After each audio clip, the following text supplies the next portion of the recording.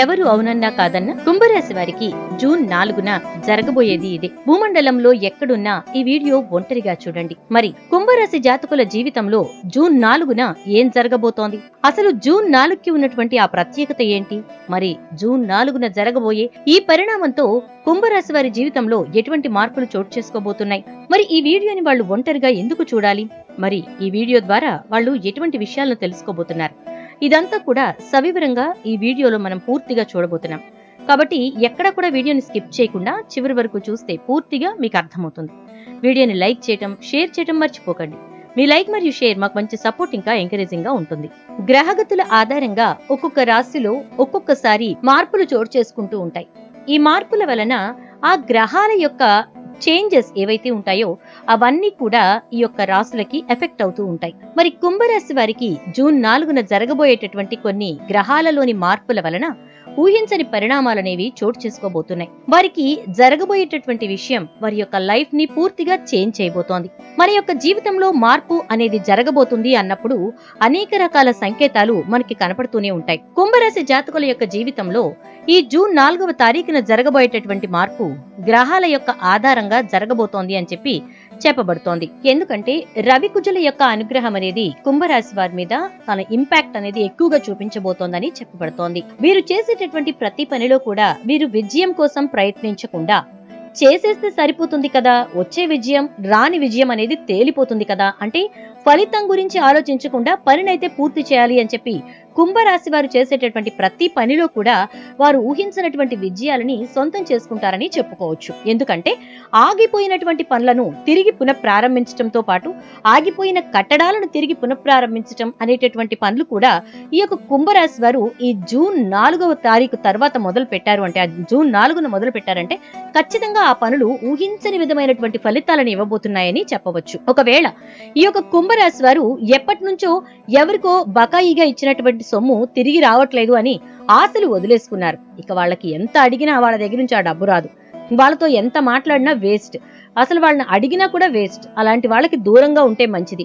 అనవసరంగా ఇచ్చి ఇరుక్కుపోయాం కదా, ఇక వాటిని తిరిగి తెచ్చుకోలేక బాధపడటం కంటే ఇక అది వదిలేసుకోవడం, మర్చిపోవడం మంచిది అనేటటువంటి ఒక రకమైనటువంటి ఆలోచనకి లేదా నిర్ణయానికి వచ్చేసి ఊరుకున్నటువంటి కుంభరాశి వారికి జూన్ 4న కనుక వీరు అంటే ఈ కుంభరాశి వారు జూన్ 4వ తారీఖున శివాలయానికి వెళ్ళండి లేదా శనీశ్వరాలయానికి వెళ్ళండి. అక్కడ నవగ్రహ ఆరాధన కానీ లేదా శివునికి అభిషేకం కానీ చేయించుకుని మాకు రావలసినటువంటి బాకీ ఏదైతే ఉందో దాని గురించి నేను ఇటువంటి నిర్ణయం తీసుకున్నాను, ఇక నేను దీని గురించి వదిలేస్తున్నాను, వస్తే నీ చిత్తం లేదంటే లేదు అన్నట్లుగా మీరు భగవంతునికి దండం పెట్టుకుని తిరిగి వచ్చేసేయండి.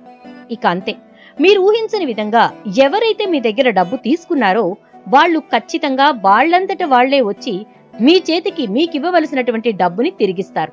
ఇది నిజంగా చెప్పాలంటే ఊహించని పరిణామం అనే చెప్పాలి. ఆగిపోయిన పనులని మీరు ప్రారంభిస్తే అవి పూర్తయి మంచి విజయాలనిస్తాయి. మీకు రావాల్సిన బకాయి గురించి ఇక నేను వదిలేసుకుంటున్నాను, వచ్చిందంటే నీ చిత్తమే లేదంటే లేదు అని చెప్పేసేసి భగవంతునికి దండం పెట్టుకుని మీరు గనక దాని గురించి మర్చిపోతే దానంతటా అదే ఆ డబ్బు కూడా మీకు తిరిగి వెనక్కి రావడం జరుగుతుంది. ఆశ్చర్యంగా ఉంది, ఎందుకు ఇలాంటి పరిణామాలు చోటు చేసుకుంటాయి అని చెప్పి అనొచ్చు. ఎందుకంటే కుంభరాశి వారికి రాబోయేటటువంటి జూన్ మాసంలో ఊహించినటువంటి ఆర్థికపరమైన అభివృద్ధి అనేది గోచరిస్తూ ఉంది. ఇలా ఆర్థికపరమైనటువంటి అభివృద్ధి అనేది ఎప్పుడైతే మీ జీవితంలోకి రాబోతోందో అలాంటి టైంలో ఇటువంటి సంకేతాలనేవి కనిపిస్తూ ఉంటాయి.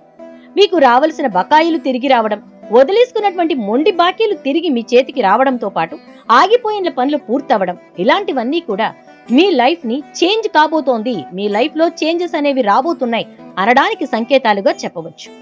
ఇక ఈ యొక్క కుంభరాశి వారికి ఈ జూన్ మాసంలో ఊహించినటువంటి పరిణామాలు ఇంకా చాలా జరగబోతున్నాయి. ఎందుకంటే జీవితంలోని వివిధ కోణాలను ప్రభావితం చేసే వివిధ ఫలితాలను చూసే అవకాశాన్ని ఈ జూన్ మాసం మీకు అందించబోతోంది అని చెప్పుకోవచ్చు. ఈ యొక్క జూన్ నెలలో వివిధ ప్రాంతాలలో అనుకూలమైన లేదా అననుకూలమైన పరిస్థితుల్ని వచ్చేటటువంటి సిచ్యుయేషన్స్ అనేవి క్రియేట్ అవుతాయి.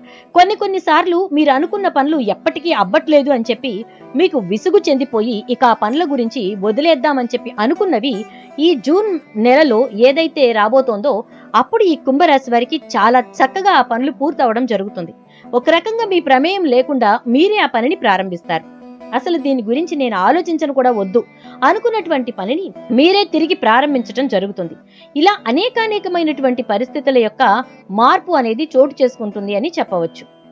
అదే విధంగా ఈ యొక్క కుంభరాశి వారికి చూసుకున్నట్లయితే కనుక వారి యొక్క జీవితంలో ప్రేమ వివాహం చేసుకోవాలి అని కోరుకున్న వారు ఎవరైతే ఉన్నారో వారికి ఇప్పటి వరకు పెద్దలతో మాట్లాడటానికి భయపడి ఉండడం కానీ, లేదంటే వాళ్ళతో మాట్లాడినా మనకి ఏ విధంగానూ ఉపయోగం ఉండదు అని చెప్పి మనసు కష్టపెట్టుకుని అడగకుండా ఊరుకుని ఉండడం కానీ జరిగి ఉన్నట్లయితే వాళ్ళకి మంచి ఫలితాలనేవి ఈ జూన్ 4 తర్వాత రాబోతున్నాయి. వారు వాళ్ళ పెద్దలతో మాట్లాడేటటువంటి పని చేయవచ్చు. తద్వారా సానుకూలమైనటువంటి స్పందన అనేది మీకు మీ పెద్దల దగ్గర నుంచి లభించేటటువంటి అవకాశం కనిపిస్తూ ఉంది అని చెప్పి చెప్పబడుతోంది.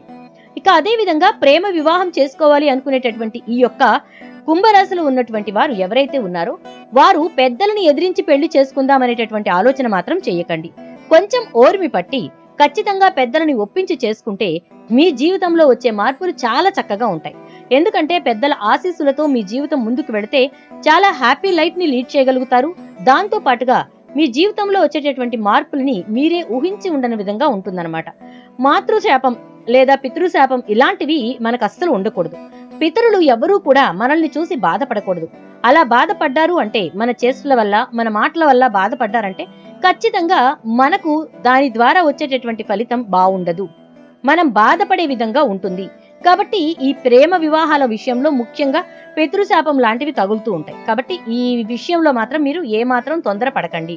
ముఖ్యంగా ప్రేమికులు ఇంట్లో మాట్లాడుకోండి, ఒప్పించుకుని చేసుకోండి. ఇలా చేసుకోవడం ద్వారా మీ జీవితం కూడా చాలా బాగుంటుందని చెప్పి చెప్పబడుతోంది. ఇక ఎవరైతే విద్యార్థులు ఈ యొక్క కుంభరాశిలో ఉన్నారో వారికి రాబోయేటటువంటి జూన్ 4వ తేదీ తర్వాత మంచి రిజల్ట్స్ అనేవి రాబోతున్నాయి. ఎవరైతే పరీక్షా ఫలితాల కోసం ఎదురు చూస్తున్నటువంటి వారు ఉన్నారో అలాంటి వారికి కూడా మంచి ఫలితాలనేవి రాబోతూ ఉన్నాయి.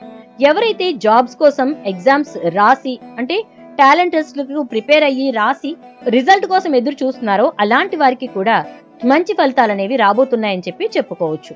ఈ విధంగా ఈ జూన్ 4 తర్వాత మంచి మంచి రిజల్ట్స్ తో విద్యార్థులు కూడా సంతోషంగా ఉంటారు.